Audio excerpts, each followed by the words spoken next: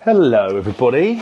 As you may or may not know, the Good Bad Rugby book Unleashed is out. We're doing well in the Amazon charts, #1 in a couple of places, but we need your love and support. So I thought I would give you a little reading, a little extract. As you can see, the Barnets getting there, day 4, feeling comfortable, a little Sunday admin day, but I thought Jack and Ori time I'd read you a little bit of a story.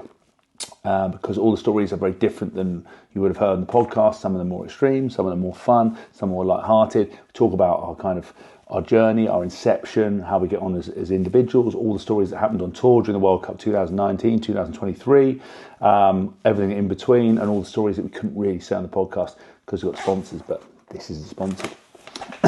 When Payno turned up to record the podcast the following morning, he was all wrapped up in a big coat, looking very pale and feeling very sorry for himself. Meanwhile, Tins was nowhere to be seen, so the two of us recorded it without him. Tins does have a habit of disappearing every now and then. He always has a multitude of excuses, from the king needed his back scratching, or a corgi had shit on his laptop so he couldn't access his emails, or the moat cleaner hadn't arrived on time and Zara was going mad.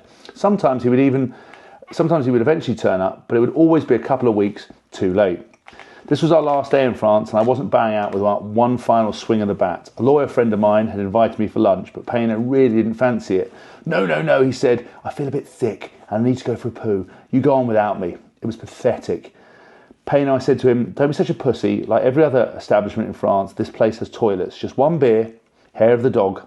I promise you, I'll have you back home in time for Antiques Roadshow, and I'll even give you a cuddle before you go to bed. Are you sure? He replied weedily. Listen, Payno, you're a 45-year-old man. Grow the fuck up and come for a bit of lunch. He muttered something in a tearful voice about Ruddywell needing a poo, and that it just wasn't cricket to drag a fellow out who needed to make toilet. I didn't understand most of what was said, but reminded him that if he didn't come, I would cause some sort of ungodly drama and bring the business down just to spite him. That got him up and out, albeit slowly and gingerly. We turned up to this bar, met my mate Will and a couple of his mates, and got stuck into the Bloody Marys. And once Payno had his poo, he was a man reborn. He had a spring in his step, and like a good pedigree dog, his nose was wet and his eyes were shining once the first drop of alcohol touched his lips.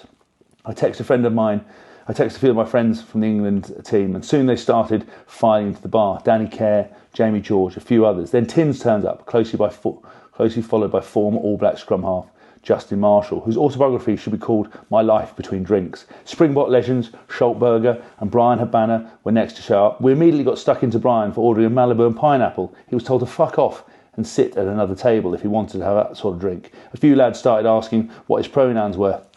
True, the rest of us were drinking rosé, which on home soil is not really play on, but it's acceptable on the continent. But there is a time and a place for a Malibu and pineapple on a boys all dayer, and that's never and in the bin.